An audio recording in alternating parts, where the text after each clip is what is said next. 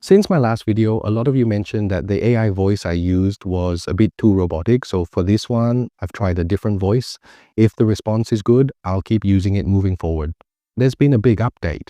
They've decided not to reappeal the court's decision. And as of Wednesday, June 25th, that ruling is now final. What that means is they legally can't promote or sign contracts on their own without Ador's involvement. Naturally, the big questions now are, what's going to happen next? How long is this all going to drag out? Well, it looks like Newjeans is shifting focus to the bigger issue, the main legal battle over whether their contract with Ador is even valid. So yes, there's still another major lawsuit happening. We've got some insight from entertainment lawyer Bae-jin Sung, and he breaks it down into two likely reasons why they didn't push for another appeal. First, trials in Korea go through 3 stages, and since nothing new came up fact-wise, there really wasn't any legal point in dragging out the injunction case. Second, it might have been a strategic decision. They probably didn't want to look like they were challenging the court too aggressively, especially with the main lawsuit still ongoing. So now all eyes are on that bigger case. Ador actually filed the lawsuit back in January after Newjeans publicly announced in a press conference last November that they were ending the contract. Right now, the trial is still in the early stages, and the third hearing is scheduled for July 24th. Even though this case is technically separate from the injunction ruling, that earlier court decision could still indirectly affect how this plays out. Judges aren't legally tied to it, but it might still influence their thinking. Now, according to lawyer Bae-jin Sung, this legal battle could last a while, possibly around 2.5 years. Some cases go up to 5, but that's pretty rare. Each level of trial usually takes 6 months to a year, so if it goes all the way to the Supreme Court, it's still a long haul. If Newjeans does end up winning, that earlier court ruling confirming Ador as their legal agency would be void. That means they could finally work on their own again. But here's the catch. Ador could then file a new lawsuit claiming they lost revenue while Newjeans wasn't promoting. So yeah, even a win could lead to more court drama. And the stakes are really high. Newjeans debuted in July 2022, and this stage is super important for building their career and staying relevant. Ador, on the other hand, has less on the line. If it doesn't work out, they can just create a new group. Bae also gives some thoughts on the legal arguments Newjeans is making. They've got 5 main points, and one of them is about the firing of Minhin, Ador's former CEO. But from a legal perspective, Bae doesn't think that's a strong argument. He says removing a CEO is a shareholder's right, so it's hard to call that a breach of trust or a violation of their contract. So yeah, it's a complicated situation and it's far from over. Even if Newjeans wins, it might not be a clean or quick victory. So now that we've gone over what's happening legally and where things currently stand with Newjeans, let's rewind a bit and go back in time. I've always wanted to make a full compiled video breaking down everything that's been said from Newjeans' side. And when I say Newjeans' side, I'm talking about Minhin, of course, along with 2 others, including a former vice president of Ador, and even a few statements that directly came from the members themselves. Luckily for me and for all of us, someone on a Korean forum already put together a really detailed post that went kind of viral. It has over 130k views. It compiles all the key claims and statements from their side. So in this next part of the video, we're going to go through that post, fact check whether those claims were actually made, and take a look at the responses they got. Let's dive in. Number 1, did Source Music provide Newjeans with a dorm where bugs came out? Yes, this claim was made by Newjeans' parents in an interview where they said Newjeans was being mistreated. Personally, I wouldn't be surprised if it's true. Even before Newjeans, groups like Blackpink, I think it was Lisa, talked about how they had bugs in their dorm doors, something like that. BTS has talked about it too. So it's very possible that Newjeans' dorm, back when they were under Source Music, which is Hybe's own subsidiary, had bug issues. The parents' concern is valid here. I wouldn't want to live with cockroaches either. Now we can brush it off, as the post says, by saying bugs can appear in any house and the condition of the dorm depends on how well the occupants manage it. Therefore, claiming that Hive neglected Newjeans by putting them in a poor environment could be seen as a distortion of the truth. I may come off as defending Newjeans, but honestly, giving your trainees bug-free dorms should be a given, and it's no surprise how much K-pop companies like to grind their trainees. At the very least, there should be some regulation for these kinds of concerns. It's a basic hygiene and health issue. I remember there were other claims made by Newjeans' parents during the same interview that were even more concerning, like Minji's mother said a lot of things. For example, Minji moved to Seoul alone at the age of 13 and began her trainee life at Source Music. Her parents wanted to check on her, but they weren't allowed to visit the dorm. A year later, when they finally visited, Minji's mother was shocked to see mold in every corner and cockroaches popping up everywhere. Minji endured these conditions in silence, and her mother said that just thinking about it makes her heart ache. She also talked about training hours. They made a 14-year-old child work until past 2 a.m. on weekends without rest. This is actually something I've been meaning to talk about in a future video about Katsai. I was watching a documentary where trainees talked about how many hours they had to work. And even though those hours are supposed to be fixed, the trainers are smart. They say things that push the trainees to work extra. Of course, it's framed as voluntary, but we all know what that really means. We've seen something similar happen with KG, who's now an ex-member of VCHA. She went through so much. Honestly, I can't wait to see SM burn in hell for how they treated their trainees. Now, Minji was just 14 at the time. According to current regulations, minors are only supposed to work up to 40 hours a week. There's a new proposal to reduce that even further to 30 hours, but it doesn't look like that's happening anytime soon. These companies will just find loopholes anyway and emotionally pressure the trainees into working more by gaslighting them. That's how the system works. Moving on, Minji's mother also said that Minji often had to walk back to her dorm alone. She'd call her mom while walking in the dark just to feel safe. She wouldn't sleep because she was afraid of missing school, and she'd sit in front of the school gates alone at 6 a.m. I totally understand the parents' concern here. My own siblings live abroad, and I live with my mom. She worries about them constantly, calls them, messages them to make sure they've reached home safely, and they're adults. Minji was a minor at the time, so yes, I get it. But at the same time, parents also need to be asked some hard questions. Why would you send a 13-year-old to live alone in a dorm where she has nobody? Why didn't you think this through? You're putting your kid into a system that's known for grinding children down. Were you really that naive to think it would be easy? If you thought it was all going to be smooth and glamorous, then honestly, you were far from reality. You're equally responsible for taking your child's childhood away. You should have known better. Source Music is a company, not a family. They're not going to take care of trainees like they're their own kids. That's just the reality. And I'm sorry, but someone has to say it. Minji's mother also said Minji was very passionate about academics, but Source Music pressured her to give up on her studies. She was about to enter high school, and they told her it would be too hard to balance school with training. But Minji pushed back. She wanted to go to school. It gave her some comfort away from the intense training life. In the end, they sent her to a performing arts high school, and she had to prepare for the entrance exam completely on her own. If this claim is true, that's seriously messed up. I've always been against minors being pressured or gaslit into giving up their education for K-pop.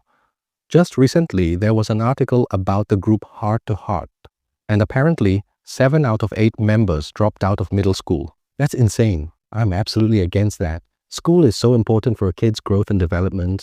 There's honestly a lot more the parents said in that interview. If I go through every single claim, this video is going to be way too long. But if you guys want me to make a separate video just covering all the parents' claims, let me know in the comments. I definitely think it's something worth revisiting. According to Hive's internal meeting records, it was actually Minhin who caused delays in Newjeans' debut.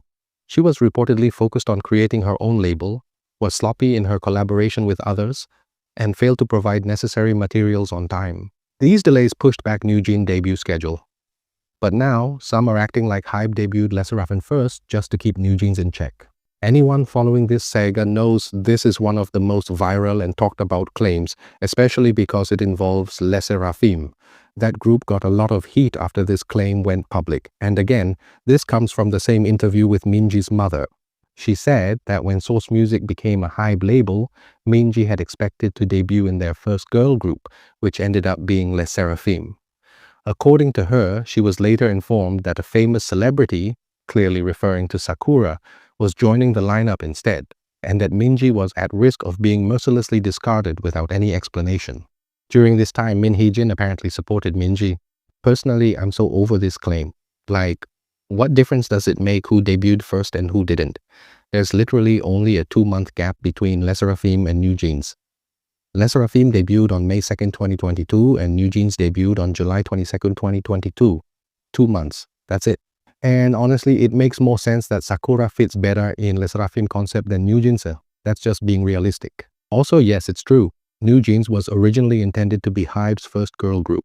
And Min Heejin, who had her hands in both projects, was actually the reason Newjeans debuted later. This part of the post is accurate and it lines up with multiple reports and online discussions. As for the claim that Newjeans was at risk of being mercilessly discarded, come on. Even Minji's mother contradicts herself in the very next line when she says Min Heejin was there supporting Minji during that time. So which is it? Either she was about to be abandoned or she had strong internal support. It can't be both. And let's not ignore the obvious. It takes months of planning and preparation before a debut. You're telling me they didn't know Minji was still debuting? That just doesn't make sense. Everyone involved would have known. So this whole narrative that Minji was somehow left in the dark or close to being cut, it's just not holding up under basic scrutiny. Did Hybe also make Lesserafim the Louis Vuitton ambassador that Newjeans was in order to hinder Newjeans? Lesserafim's Sakura had already signed a contract with Louis Vuitton in April 2022, even before Newjeans debuted. At that time, an ambassadorship for the entire Lesserafim group was already being discussed. In fact, if we're going by the timeline, Newjeans actually received the Louis Vuitton ambassadorship after Lesserafim. But now some people are acting like Hive pushed Lesserafim ahead just to hold Newjeans back. By that same logic, you could just as easily say Newjeans interfered with Lesserafim's brand deals. That argument works both ways. And yes, factually this is true. Sakura was already the Louis Vuitton Japan ambassador before Newjeans even debuted. Later that year, in December, Hein became the youngest global ambassador for the brand. But also, this post kind of misses a bigger point. The claim wasn't just about who got the deal first.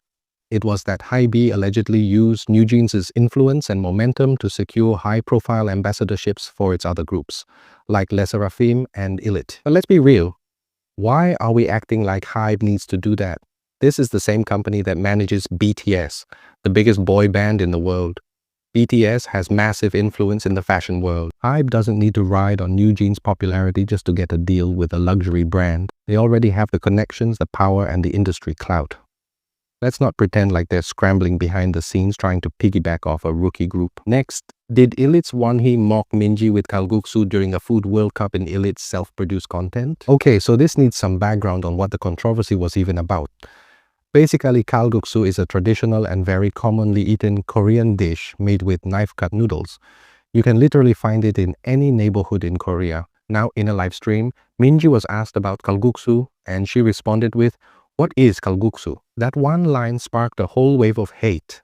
Many netizens jumped on her, accusing her of pretending to be a rich, luxurious girl who studied overseas. People questioned how someone who grew up in Gangwon-do could possibly not know what kalguksu was. But here's the thing, Minji is a picky eater, and she had never eaten it before, even though she knew what it was. In the moment, the thought popped into her head about what it tastes or feels like, and she ended up wording it poorly. She wasn't asking what kalguksu was, she was just confused about the taste or experience of eating it.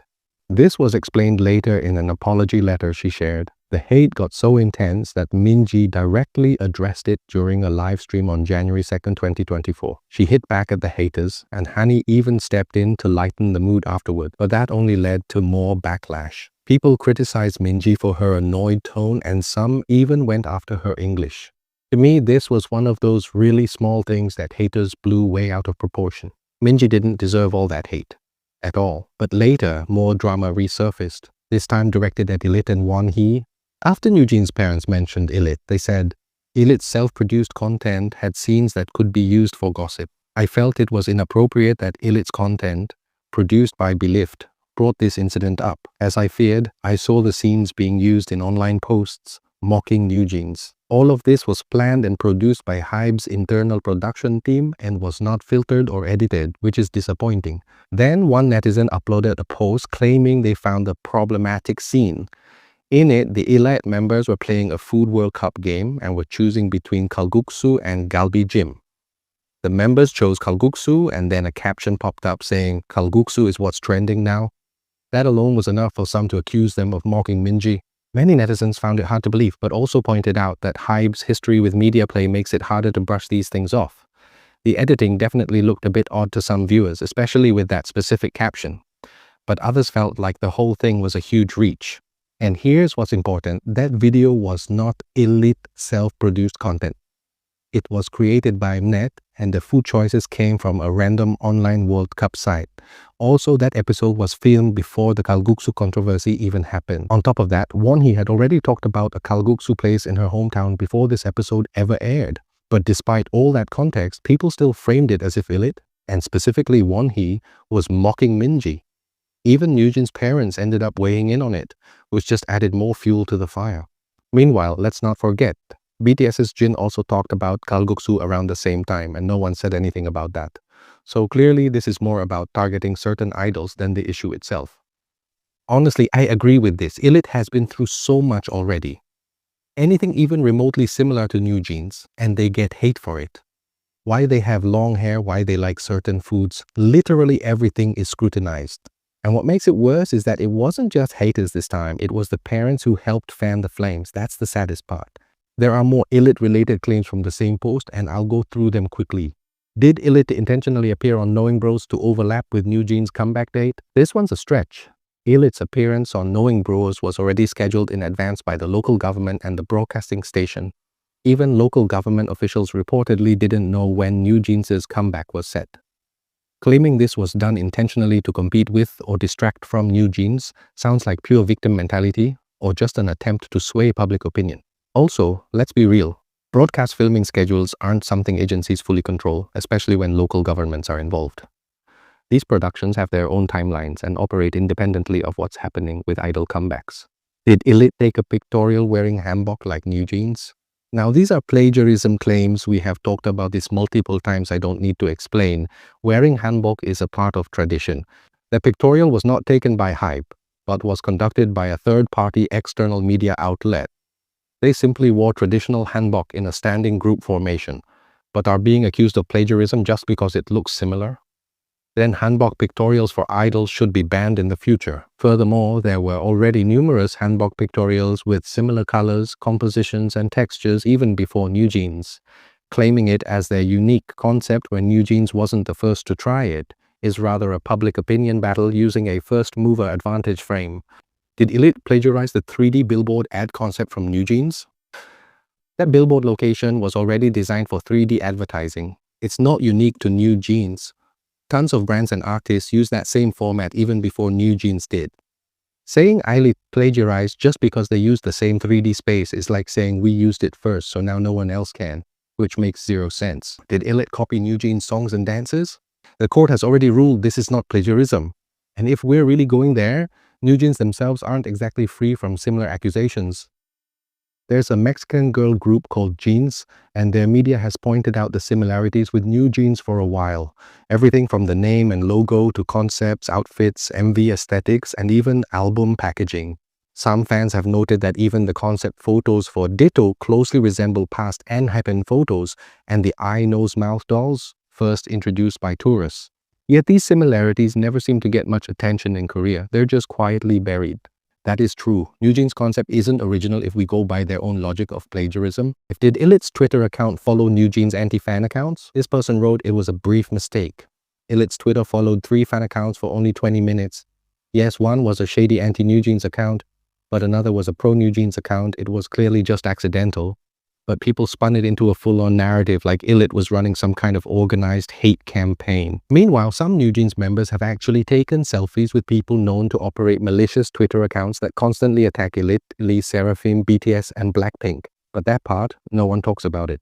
That is again true. Newjeans have taken pictures with a shady 30-year-old fan who was in contact with the girls. They were talking and planned to meet up. This fan was also in contact with Minhin, and the same fan hates on other groups. Did Illit's manager tell Hani to ignore someone? This controversy started from Hani saying, I think I heard Illit's manager tell me to ignore someone, but I don't remember exactly. That was her original statement. But later, during a National Assembly audit, she suddenly changed her story and said, they looked me straight in the eye and told me to ignore them. That's a big shift. Now, this supposedly happened back when Minhin was still the CEO of Ador. At the time, Minhin herself checked the CCTV footage and concluded there was no issue, so the matter was dropped. But now, conveniently after the CEO changed, it's being brought up again and turned into a whole new controversy. There's also no solid evidence for this claim. The CCTV footage doesn't capture any part of this alleged exchange, and Hani's story keeps changing. What's even more bizarre is that in a Kakao Talk conversation between Hani and Minhin, it was Minhin who first used the word ignore. That phrase didn't even originate from Hani's personal experience. It was picked up later and spun into a narrative. And here's the most heartbreaking part. Based only on Hani's changing statements, a 25-year-old manager was cyberbullied by the public, ended up resigning, and is now reportedly receiving psychological counseling. That's real damage. So yeah, pushing this entire victim of workplace bullying story when there's no evidence and testimony is inconsistent honestly feels like excessive media play, especially when someone's mental health and career are at stake. Did Hybe release Newjeans' medical records? What was described as medical records by Newjeans' side were actually internal notes written by agency staff. Things like rest from choreography due to shoulder muscle, pelvis, and ligament injuries, and unable to participate in heel choreography due to foot injury. These weren't medical documents, and they weren't written by medical professionals. They were simply internal practice schedule notes. But Newjeans' side blew it up, labeling them medical records, as if something like private military service info was leaked. That's blatant public opinion manipulation. Did Hybe prevent them from wearing memorial ribbons? At the time, Hybe was reviewing memorial ribbon usage across all of its artists. This was about the wearing of memorial ribbons to honor victims of the Jeju air crash in December 2024. Newjeans claimed Hybe didn't let them wear one. The post says they were scheduled in Japan, and unlike domestic broadcasts, anything related to attire, especially symbols, needs advanced coordination with the Japanese broadcasting station. That logistical issue got twisted into a story that Hybe prevented Newjeans from wearing ribbons. The truth is Hybe was going to provide Newjeans with the same ribbons used by other idols, but Newjeans insisted on using their own version, and that's what caused the disagreement. Again, the narrative got twisted to make it seem like Hybe was the villain, when really it was a matter of coordination and consistency. Did Hybe release Newjeans' training era video? That video was actually released by Dispatch, not Hybe. But Newjeans' side framed it as a privacy breach and implied that Hybe was behind it. However, Hybe immediately contacted Dispatch to request the video be taken down, and the original clip was deleted. Even the screenshots that were shared later were blurred to protect privacy. So Hybe did act quickly to minimize the issue. Ironically, while Newjeans' parents criticized this as a privacy violation, they themselves went on to try and publicly expose the private details of Ilit's manager, which feels incredibly contradictory. Did only one reporter follow Hani at the Louis Vuitton event because Ador interfered? There was a claim that Hin was ignored at the event due to interference from Ador. But Blackpink's Jennie was also at the same event, and naturally, most reporters focused on her. The number of reporters who show up and who they cover depends on what's trending and who's generating buzz that day, not on backstage interference. That's just how media works. Did Hybe say they keep Newjeans locked away for a year and a half? Hybe actually said they plan to bring in a Grammy-winning international producer for Newjeans, and that the process could take up to a year and a half. But Newjeans' side spun it into a negative narrative, claiming Hybe wanted to lock them away for a year and a half, turning a long-term development plan into a story of suppression, which is pure media framing. Did Belift Lab copy Newjeans' proposal? The claim was that Belift Lab's presentation design copied Newjeans' proposal. But the layout in question was literally just text inside a circle with some clean lines, a very standard format in presentation design. Even worse, the comparison images were manipulated. Belift Lab's slides were resized, fonts and spacing were edited to make them look similar to Newjeans. So yeah, these were composite images, not real proof of copying. Did the Hybe report say Newjeans was abandoned from the new R concept? The internal Hybe document said that including Newjeans in Howard's new RE, a term originally referencing Hive, not Illet, would dilute their unique brand. It was actually a strategic decision to market Newjeans separately and position them above other fourth-gen girl groups. The document was written before Illit even debuted, so connecting it to them is misleading. Selectively quoting that doc to make it look like Hybe was excluding Newjeans is just media manipulation. Did Hybe disparage Newjeans' album sales performance? Newjeans' side stated in media that they sold 1 million copies in Japan, but Hybe corrected it, saying that was a global total, not just Japan. This correction wasn't a diss, it was standard corporate IR, investor relations protocol. Public companies are legally obligated to disclose accurate financial information.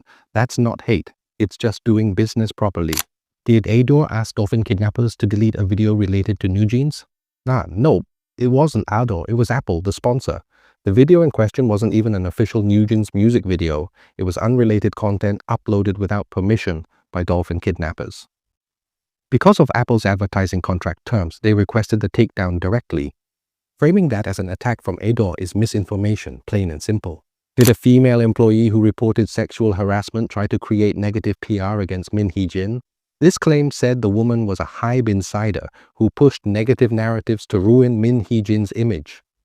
But an official investigation by the Ministry of Employment and Labor found that Minhin did engage in verbal abuse, workplace bullying, and she was fined for it. So in reality, the female employee was the victim, and instead of receiving support, she was attacked again online and painted as part of some conspiracy. That's not just unfair, it's deeply harmful. The former Ador employee said that Minhin kept putting a certain male executive near her even after she asked for it to stop. She said this made the work environment feel hostile. She also said an outside agency looked into the case again. They agreed that bullying happened, but said there wasn't enough proof to confirm the sexual harassment claims, so no extra punishment was given. The employee added that instead of apologizing, Minhin filed lawsuits against her. I gave Min 4 chances to apologize and end this, she said, but she chose to sue me instead. She said she no longer wants an apology and will now focus on the civil and criminal cases still going on. So yeah, these were all the claims made by Newjeans' side in this post. Let me know what you guys think in the comments, and as always, thanks for watching, and I'll see you in the next one.